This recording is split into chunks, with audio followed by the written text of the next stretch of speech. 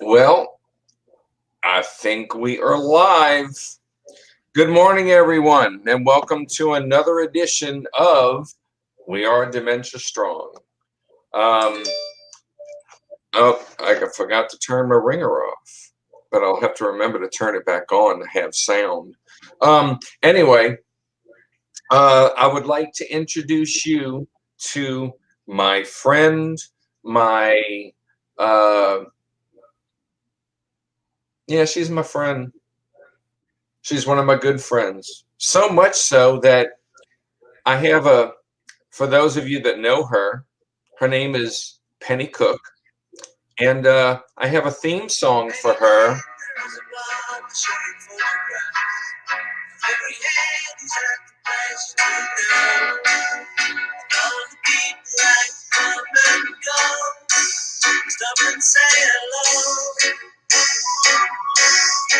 For those of you who are of a younger age, that was a song by the Beatles. I know you've probably never heard of them before, but yeah, the Beatles. They had that was called Penny Lane. So now every time that Penny calls me, it goes to that's my ringtone for Penny. So she still doesn't have a ringtone for me, but you know, I digress. You know, I'm not even going to get into that, but I thought you were actually going to say if I called you more, you could hear Penny Lane more. So luckily you didn't put that. Yeah, I know. But Penny is my friend, but she has a much larger role in this world other than being my friend. She is the CEO of Pioneer Network.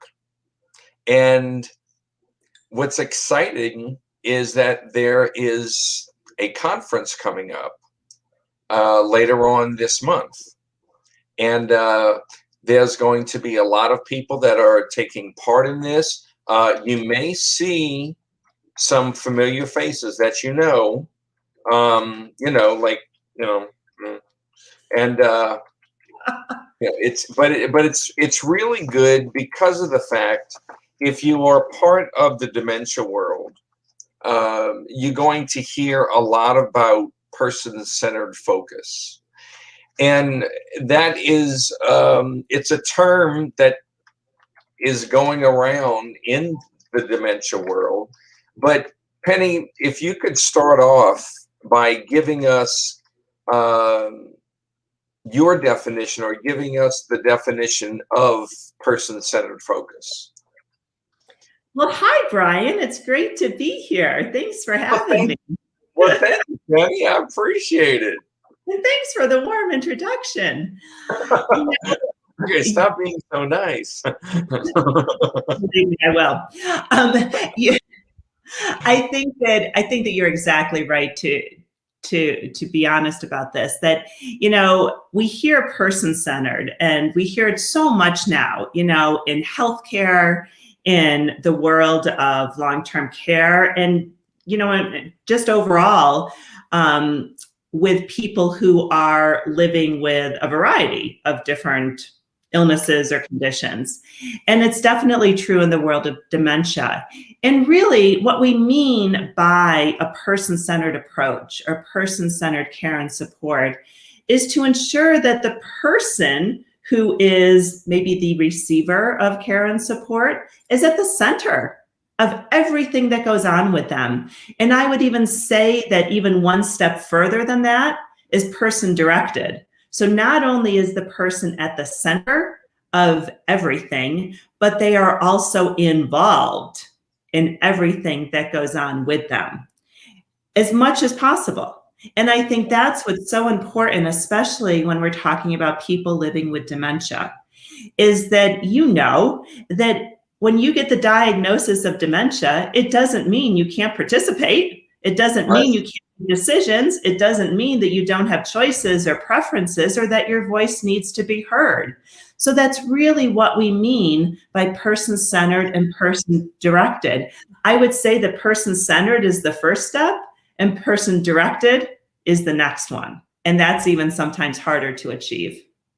Okay, so let's talk a little bit about the person directed. What is your um, could you whittle that down a little bit? I mean, the centered focus, meaning, they should be the center of everyone's focus and so forth. But what about the person directed?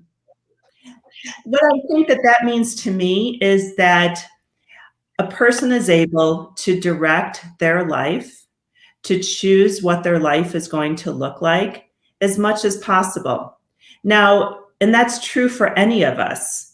It's true for me, it's true for you, it's true for Maureen, it's true for everyone listening to us.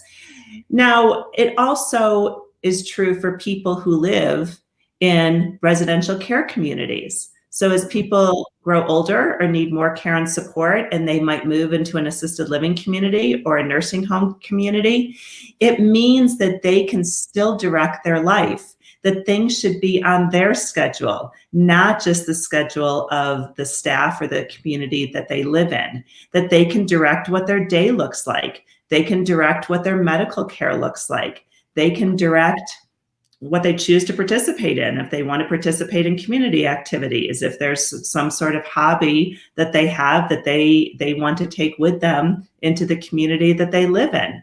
It means that they are actively involved in making sure that their life looks like the kind of life that they want. And that's what we all want in life, whether we're, 15 years old, especially when we're adolescents, we want to direct our own life. But that's Exactly. That's especially true as we grow older, though. And I think that sometimes our system has been built that we don't support that for people.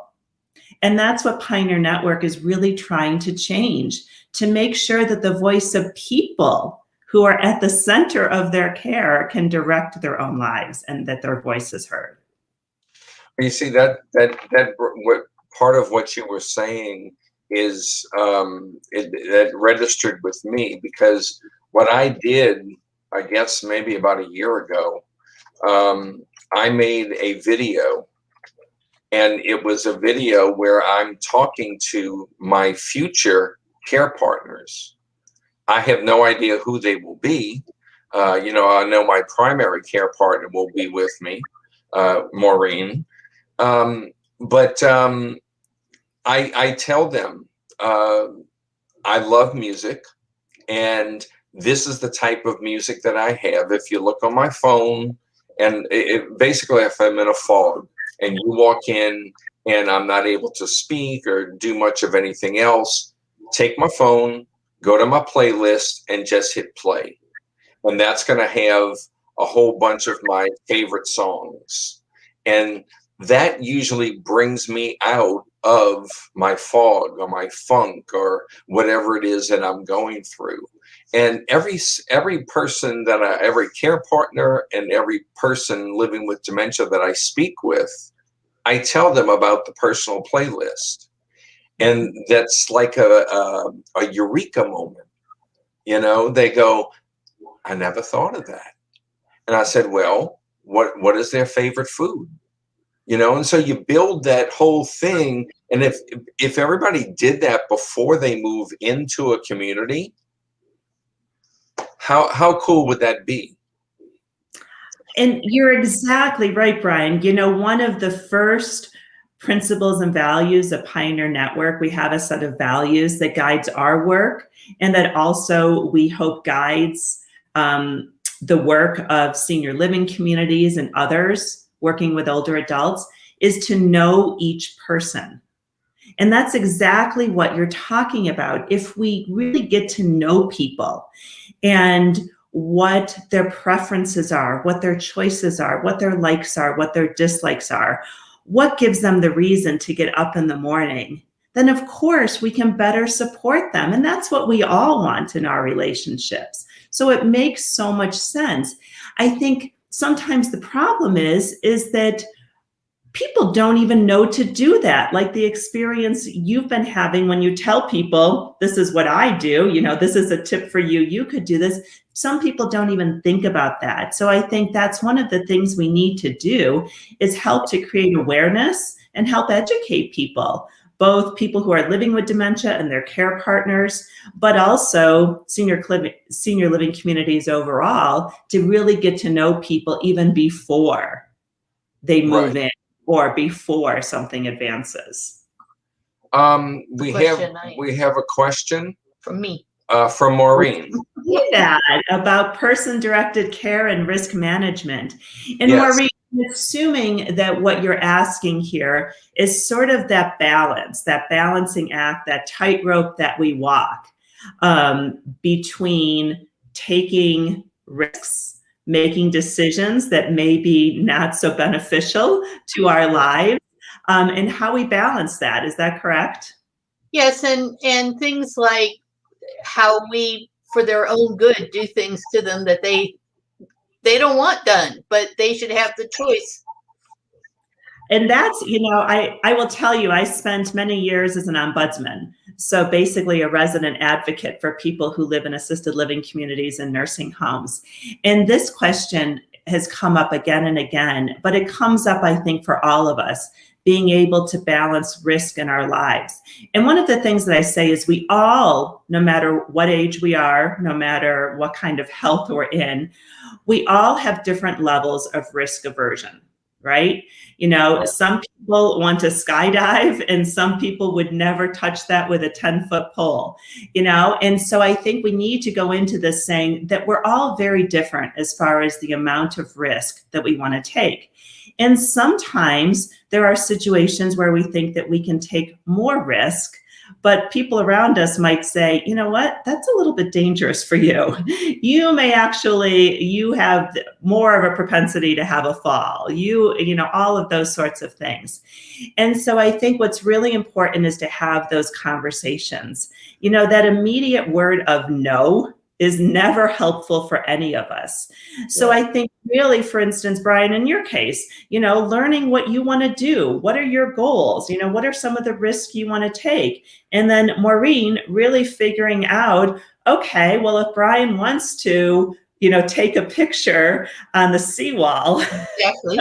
of the dolphins, how can we make that as safe as possible? And for those of you who don't get that, we were just talking about that situation before we went live of Brian taking pictures on the seawall and Maureen worried about the fact that he could fall in. But you know what? That's something that you need to talk about and try to mitigate the risk in that. And Brian, luckily, hasn't fallen in the ocean yet. So, that's a good thing. I showed him where the ladder was so he could swim down to it. Yeah, it's about 6 yards away. There you go. But you two already have built things into your lives to mitigate risk. We've talked about some of that. And I think that's how you balance person-directed care and support and risk management, is you have those conversations. Where problems arise is where there's no communication, where people have not talked about these things, where people don't know what a person's preferences are, what their choices are, how they want to live their life. That's when the issues arise. So I think open communication about all of this is so important. And I just want to say one more thing. It starts even earlier. You can only have open communication if the person living with dementia knows that they have dementia, is able to talk about their dementia and what they want. And I think we all know that that's sometimes not the case with people. This is true. Now, before we go any further, you said earlier, before we went live, that you wanted to talk about your father. So could you? Sure. So my stepfather is living with dementia. He's 92 years old, almost 93. And as I was just saying, that in order to have these conversations, the person living with dementia needs to know what's going on with them. My stepfather never really had the opportunity to talk about the fact that he has dementia, that he's declining cognitively. And now he's in a situation where no one really knows what his preferences are. He had a fall last week at home. He spent some time in the hospital. He spent some time with hospital staff that really didn't know what it was to work with someone or care for someone living with dementia, didn't realize that he needed cueing and assistance for eating, didn't realize that setting a glass of water in front of him was not going to help him to drink that glass of water. And then moving into a nursing home now, his preferences, how he wants to live his life, they've never really been known because these conversations haven't been had. So I think that communication piece is so lacking in our healthcare system. And sometimes, as you know, those are hard conversations to have. Yeah. But I really think that education of medical staff, of hospital staff, of primary care doctors, and of course, it continues into residential living communities too, is so critically important. Yeah, because that's so important. When you said, sometimes they don't get a chance to get to know the people that are going to be taking care of them without their voice telling them what their likes and dislikes are. That's why the whole point of the video thing is that do it while they still are able to talk, and tell them. It even goes with their choice of foods. In my video, I talk about, number one, I tell them that, Maureen has 24/7 access to me wherever I am. Mm-hmm. And in the next breath, I say, you do not want to tell her no. But I also say, I love chocolate and peanut butter. Yes, I have type 2 diabetes, but at that point in my life, I don't care. I want chocolate and peanut butter. And if Maureen wants to sneak in chocolate and peanut butter to me, that's fine. And thus I will be frisked every time I walk in the door. He did that for me because he knows I'll enjoy it so much. Yeah. Okay, so I just need to jump in here and we'll talk about the serious part of this. But right. I did not know this about you. My favorite thing in the world is chocolate and peanut butter together. So I knew about our common love of HGTV. We went through that, over our burgers one time, but I never knew about the chocolate and peanut butter. Yeah. Ever since I was a kid. Me too. And that would be my thing, Brian. And it brings up a really good point, though. You do have type 2 diabetes, but you also can make the decision, no matter right. where you live, of what you want to eat. Exactly. And you have been educated enough to know that if you have too much chocolate and peanut butter, it will affect. Yeah. Exactly. My blood sugar's through the roof. But you know what? You have that decision now while you're living in your own traditional home to eat whatever you want to eat, right? You need to have that same ability if you were ever to move into a care community. You have the right to eat whatever you want to eat. Exactly. Or give, have the care partner talk to the dietitian or whoever it is that's preparing the meals and say, Brian does not like cabbage, but he likes coleslaw. Two different, same food, but different preparation. Don't like liver. If you want to see him, just push the food away, give him something that he does not like. He will let you know by either not eating it or, I don't know what I'm going to do, but it's. You won't have to, don't worry. Oh, Kathy LeBlanc just wrote a thing, says chocolate and peanut butter together are my favorites too. I have type 2 also, Brian. And if move into a care community, don't tell me I can't have it.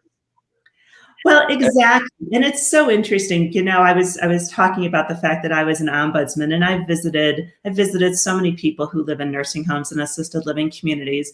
And one of the saddest things I used to see is people dining together at a communal table and a resident reaching over to another resident's area to eat their cake. And you know why that would happen? Because the resident would have diabetes, for instance, and wouldn't be allowed to have cake And that person really wanted cake. So they saw the cake over at the other person's area, and they would Yeah. just reach over and have the cake. And of course, then, you Wow. know, an argument ensued and everything else. But how could that be easily prevented? If the person wants cake, they get to have cake. so Right. so many of these things, when we actually think about them in a way that makes sort of some common sense, we realize that if we just honored persons' preferences, and I'm not saying that there shouldn't be education, just like you've had education, you know that what raises your blood sugar and things like that, but really in the end, and I think especially when you get to a certain age, some of that stuff really does go out the window. And, you know, it's all about what you really want as a person. What gives you happiness?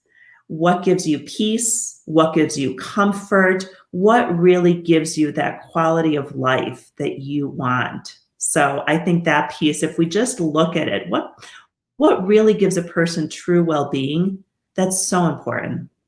Right. And, you know, it's the, well, I just lost my train of thought. Well, one of the things I wanted to enhance of what Brian and Penny were just talking about is so many things that especially persons diagnosed with dementia in the later stages are labeled as behavior issues. And what they are is ways of communicating with us what their likes and dislikes are. And, you know, it takes a lot sometimes to really understand what that person's trying to tell us. And if we had something like the video Brian's talking about, it would at least give us clues that maybe we'd better be able to figure it out so that person didn't have to do these things to get what they are trying to tell us across. Yeah. It is so true, Maureen. You know, we talk about things sometimes, especially with people living with dementia, you're right, especially as they sort of advance through the process of dementia, that they are acting out or they have behavioral issues. And it's labeled as such a negative thing. I mean, behavior, the word behavior in itself is not a negative word. It doesn't immediately bring up negative connotations if I just say behavior.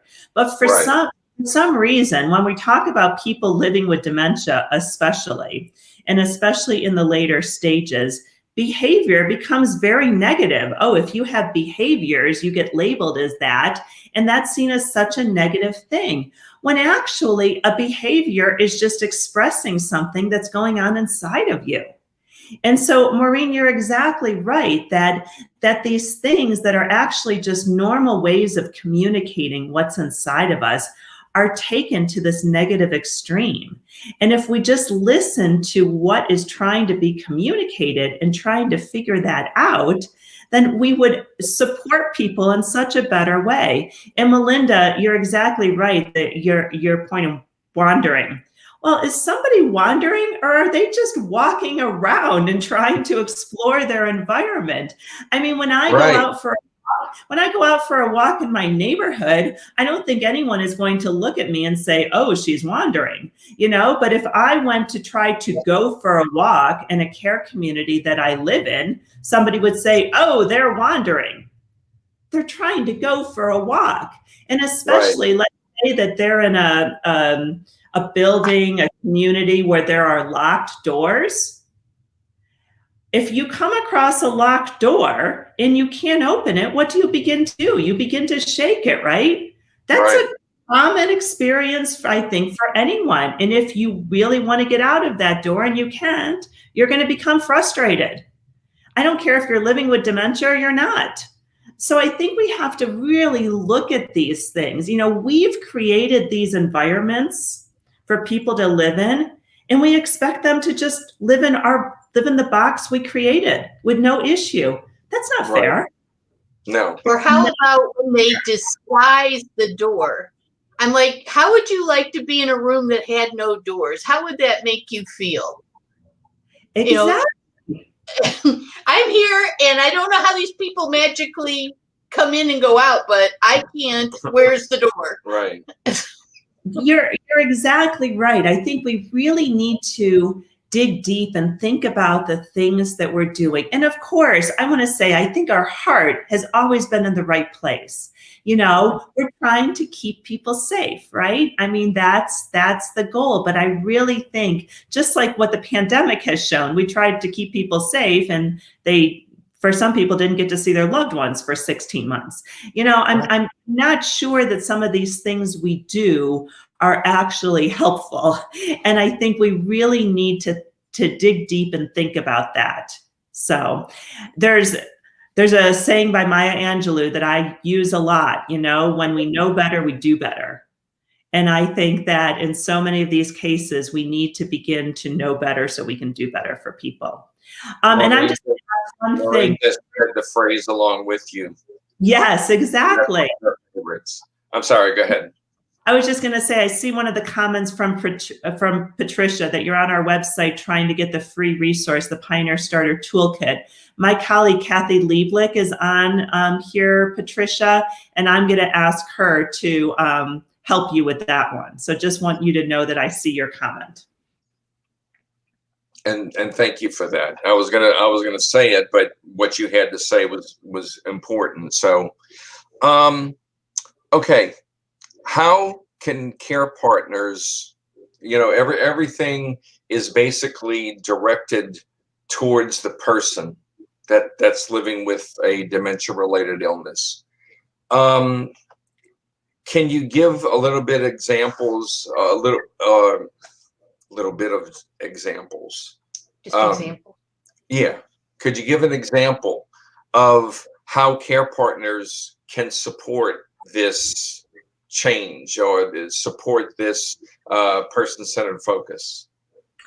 Yeah, and I really think that sometimes care partners have a really difficult role here, you know, because when we talk about this balance of safety and making sure somebody is well supported, I think sometimes it's really hard when, for instance, your loved one wants to do something or wants to live a life that you're concerned about.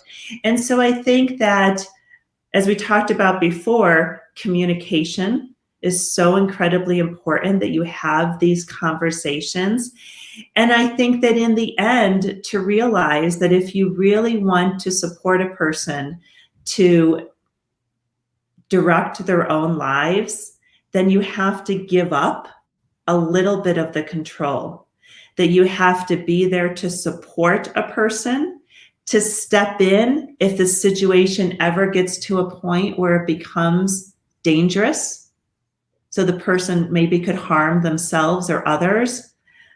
But in the end, to really let the person living with dementia do as much as they can do and want to do to direct their own lives. And I think that it's really hard. You know, I'll tell you, as a social worker, I'm a social worker by education, and did direct social work for part of my career. I realized that it's so much easier to tell somebody this than it is to be a family caregiver and actually practice this, because then all of those emotions of trying to ensure that someone is safe, I mean, that's really the word, it gets in the way. But I really think that you have to continually, this is a fluid process. It's not a once and done conversation. These conversations may have to be had every day, but I think the role as a care partner in supporting person-directed care is to be there as that support, and know that there are times that you may have to step in. Maureen has something she wanted to share. So one of the things in my professional life that I do is, of course, I'm always directing people about what we're talking, person-focused care and centered care and everything. But then I also have started in the last couple of years telling the primary caregiver or care partner, you're entitled to the same thing. Mm-hmm. Don't let this person's place where they are in life right now rob you of all of your joys. And don't let other people push you into a box either. I now, if they're abusing the person they're supporting, I'm not talking extremes here, but the care partner needs to be cared for as much as the person who requires support. And if that care partner is not cared for, then the whole ship unravels. Mhm. Oh my goodness, it is so true, Maureen. I mean, there's a reason why on airplanes we hear the attendants say, put your own oxygen mask on first.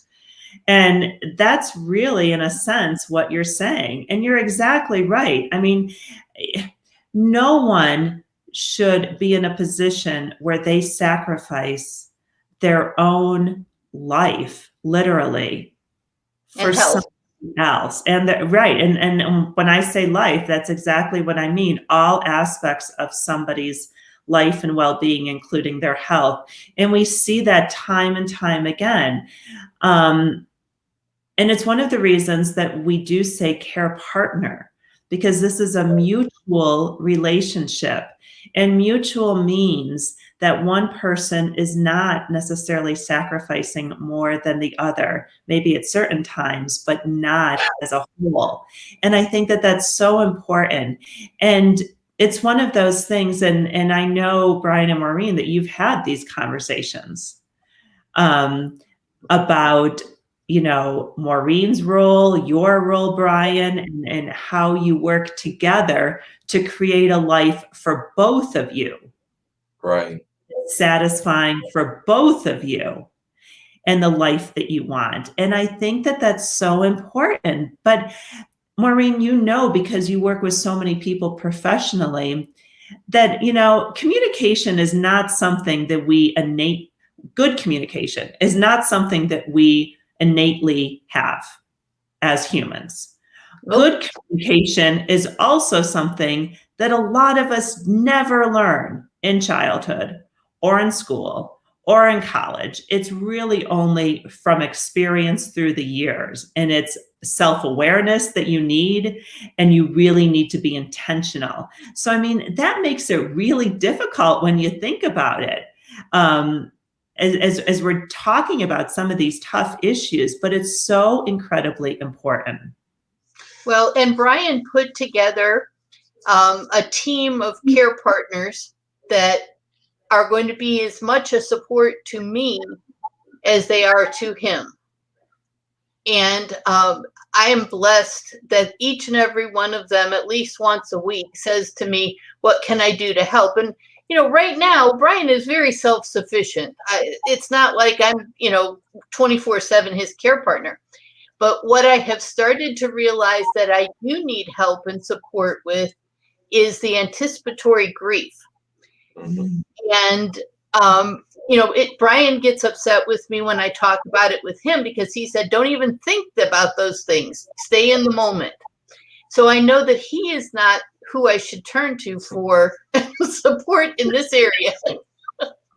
And I do have people now that I do turn to, but care partners tend to think that, you know, their needs are less important. And one of the things that we had to, well, and I won't say we, I'll say me. One of the things that I had to realize is that when I would try to do something, and I'm not throwing Maureen under the bus or anything. Right so, now, at least. Not now. You better not, because we'll all have your case, but whatever. Yeah. Okay. Just wait till I start on you. Okay. Yeah.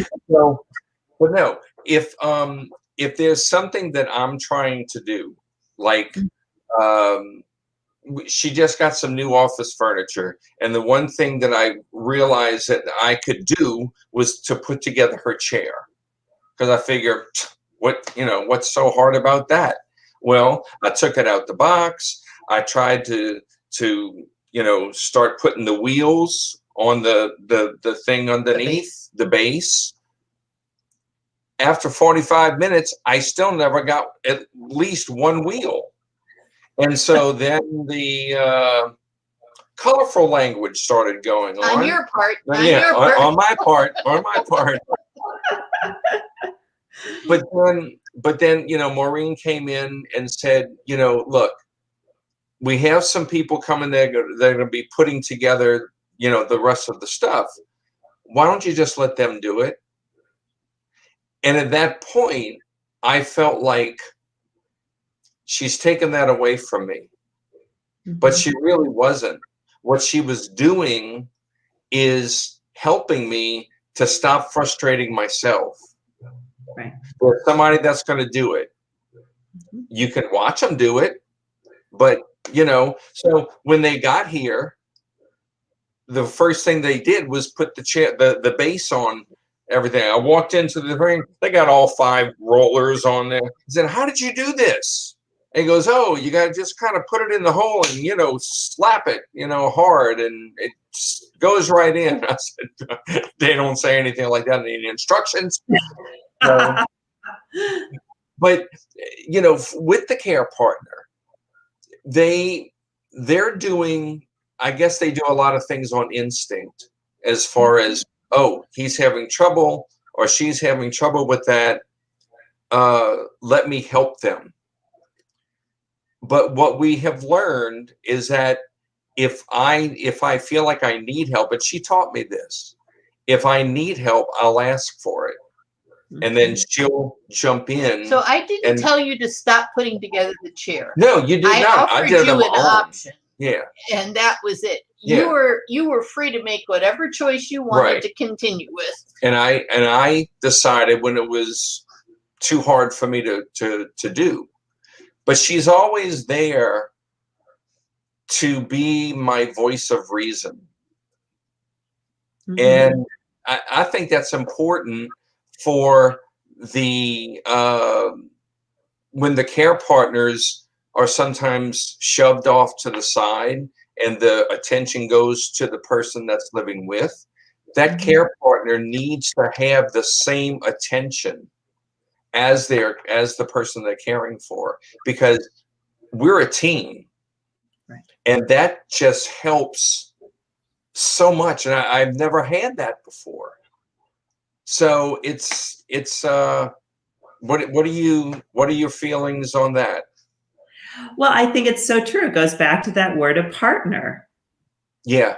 That you are a team. And again, that means the mutuality of that relationship. And I think one of the things you said, Brian, and the example you gave about putting together the chair, none of us has a manual of how to live life. If we did, we wouldn't make all the stupid mistakes that we all make and we all have made throughout our lives, right? Well, it's no different when someone's living with dementia and you have a care partner trying to provide support. There's no manual. You said you go by instinct. You do some of the things that you think are the right things to do in the right way. And sometimes they work and sometimes they don't work. And what you have to do is learn from that. But, you getting frustrated by putting the chair together, that's happened to me as well. I'll tell you, I'm sitting in my office chair and it was putting the wheels on that were the most difficult thing. For me, there was no one here to help me at the time, so I left the room. I actually did utter those few choice words, and I know that we share those. And so, and I went back to it. But I think one of my points in that is that, you had Maureen there to say, you know what? You have a choice here. You can continue to do this and stay really frustrated, or we can have someone else do it. And really, that's a choice that I had too. I could have waited for my partner to come home and he could have helped me. But I'm a little stubborn and just didn't do that, So I think that one of these things that we all need to realize is that if you're living with dementia, it's not, things can be exacerbated, but some of these things that you go through and do are no different than any of us. And we shouldn't see them that way. We shouldn't see them as different. We shouldn't say that we always have to take over for another person. Just talk, give them the options. You made a choice. As Maureen said, she didn't tell you to stop, but she did tell you there's another option, and you probably Right. need to hear that at the time.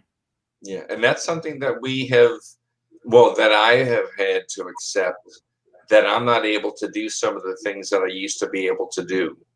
Yeah. Whereas she has a lot of knowledge about a lot of different things.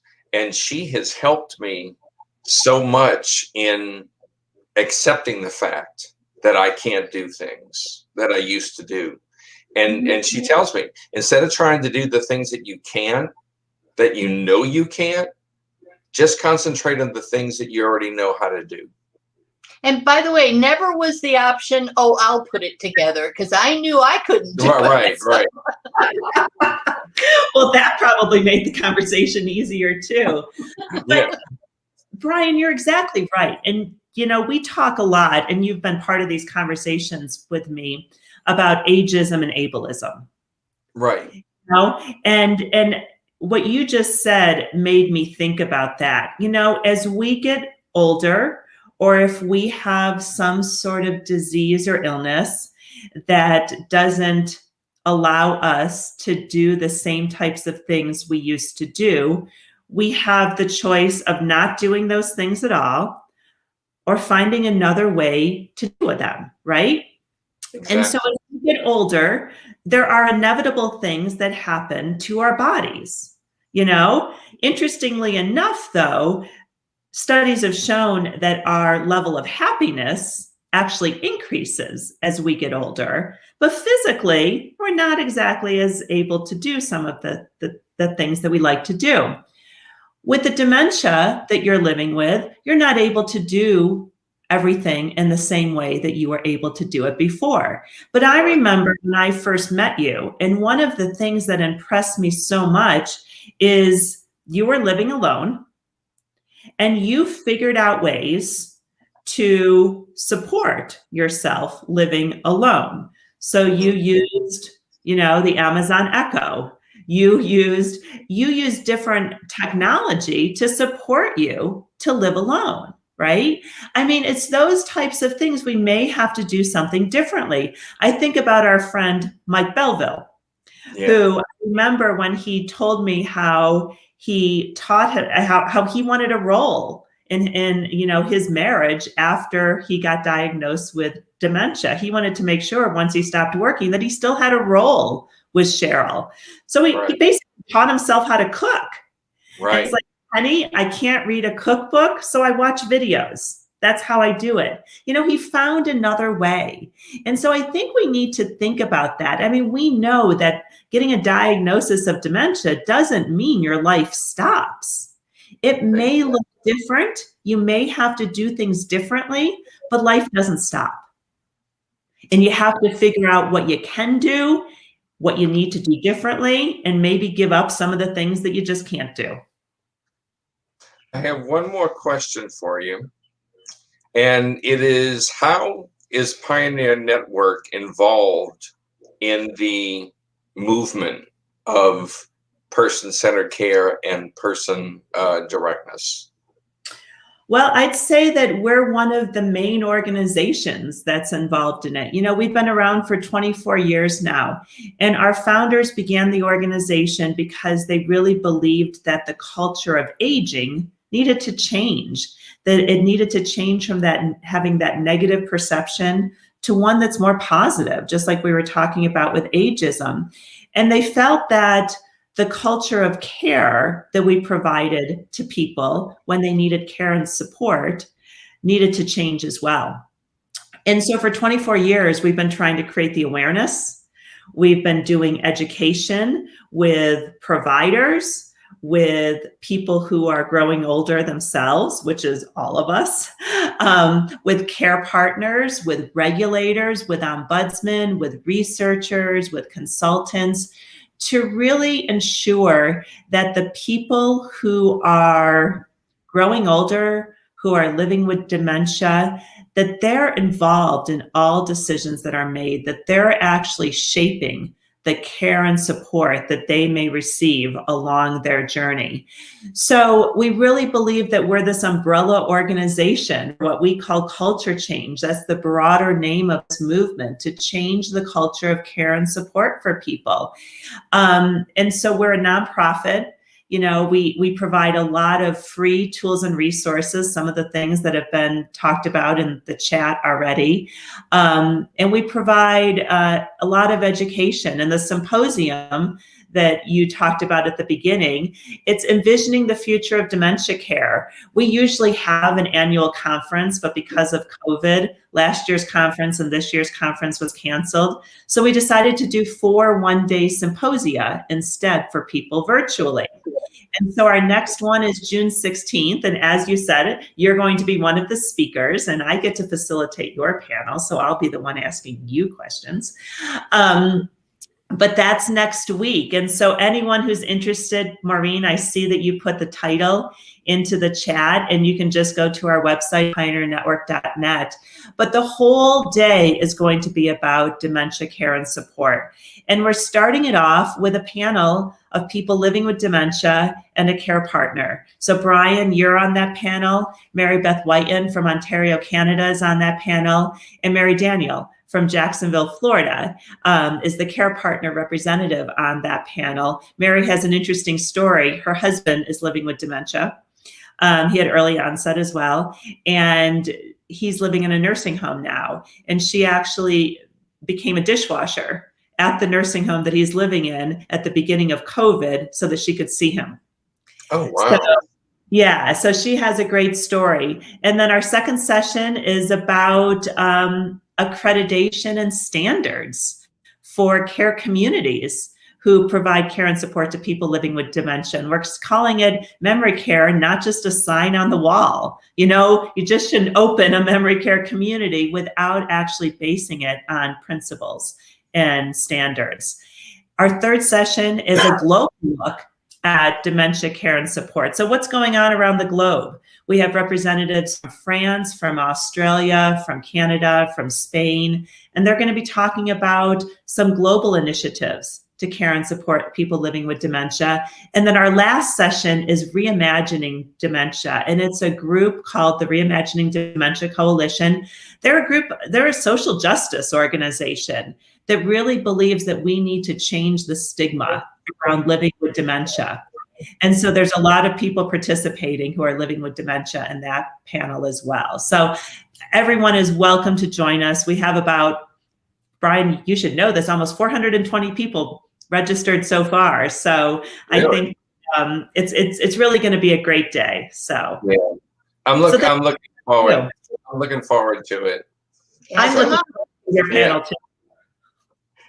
Well, you know, I mean, I was humbled that, you know, that I was asked, you know, to be a part of this, because as you know, advocacy is what I do. And I just thank you and Joan and everyone that was involved in the choosing of people, that I was one of the people that was picked to kick everything off. So no pressure there. So no pressure at all. I think it's going to be a great day, and I think it's going to be a great conversation. Yeah, I was going to ask, you know, how can anybody, you know about the symposium and how they sign up, but it's already in there. And do you have any last comments that you would like to leave us with your wisdom? Not sure if it's wisdom, but I think one of the things is, as we're having this conversation, Brian, we label people a lot.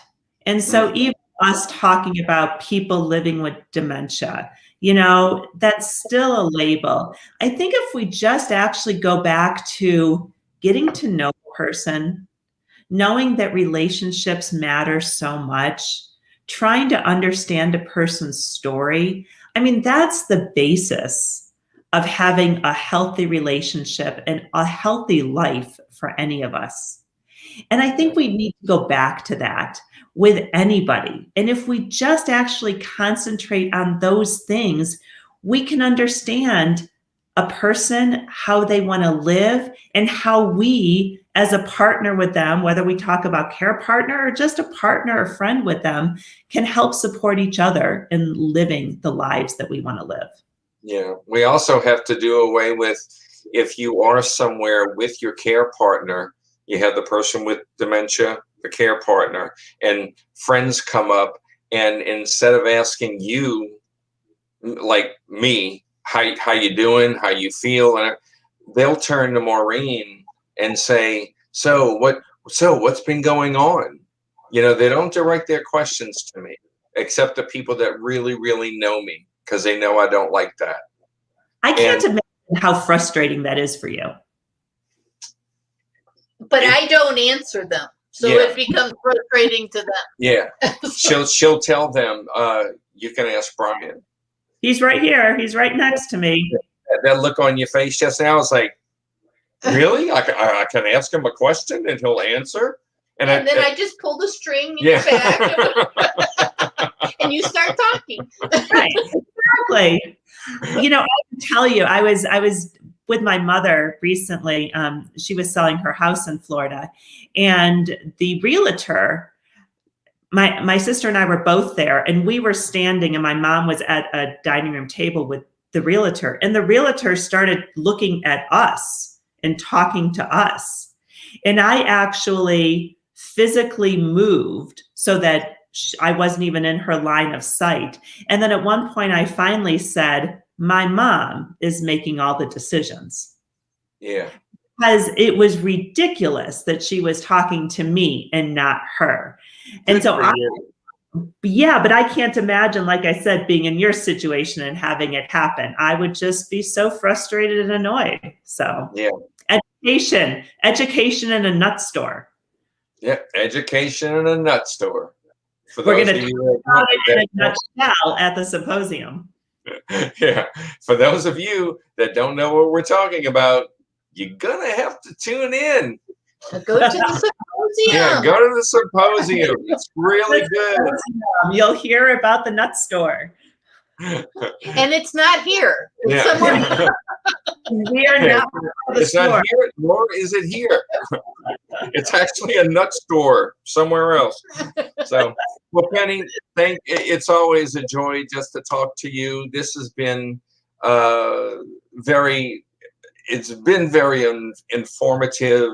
I think you always have good things to say. You have ways of putting them. When you and I talk together, you always, put it in a way that I can understand it, and I appreciate that all the time. But most of the time, what we do is laugh, and laughter is so important in the life of people with dementia, because we still have senses of humor in everybody's life. Everybody's life. Yeah. I always love talking to you. You know that, Maureen, you have become part of my, little group with Brian too. So I just want to thank both of you for having me. I love both of you. Thanks for having me on. We love you too. Bye-bye. And thanks for being here. Bye, everybody. Bye.